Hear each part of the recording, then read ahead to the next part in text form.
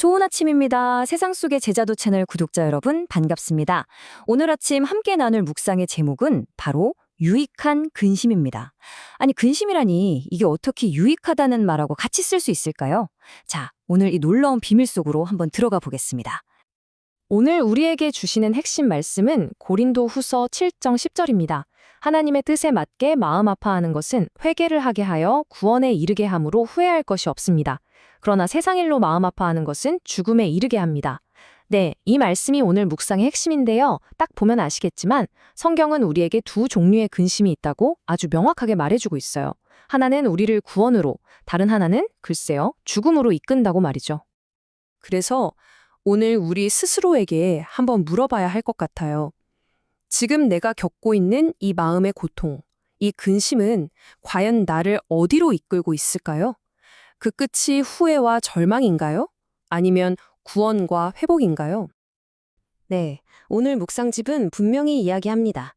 세상 근심과 하나님 뜻대로 하는 근심, 이 둘은요, 느껴지는 고통의 깊이는 비슷할지 몰라도 그 본질과 결과는 하늘과 땅 차이라는 겁니다.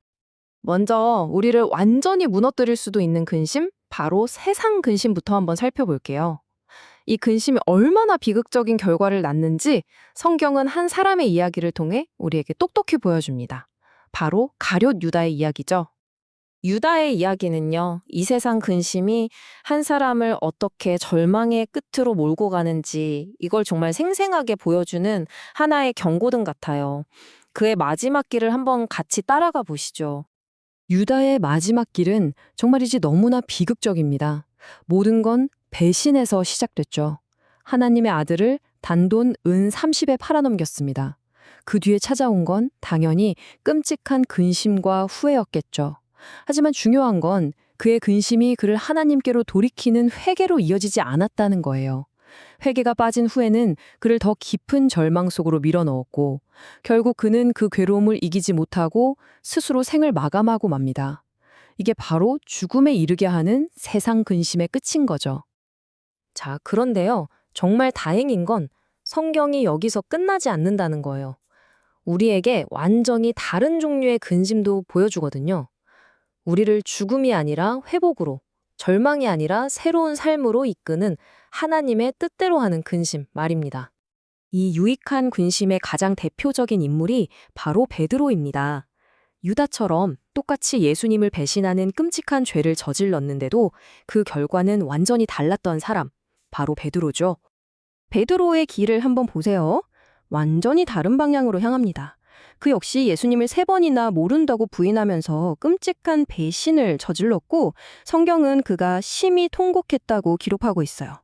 유다만큼이나 깊은 근심에 빠졌던 거죠. 하지만 바로 여기서 길이 갈립니다. 베드로는 그 절망에 주저앉지 않았어요.